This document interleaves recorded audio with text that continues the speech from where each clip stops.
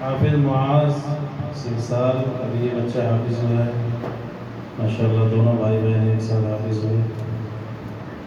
इनके वालिद भी मौजूद हैं, आ जाए भाई। सरफराज भाई आ जाए आगे भाई।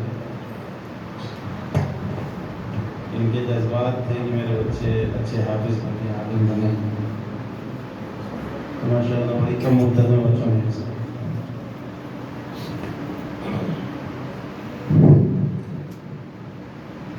أعوذ بالله من الشيطان الرجيم. بسم الله الرحمن الرحيم. طه ما أنزلنا عليك القرآن لتشقى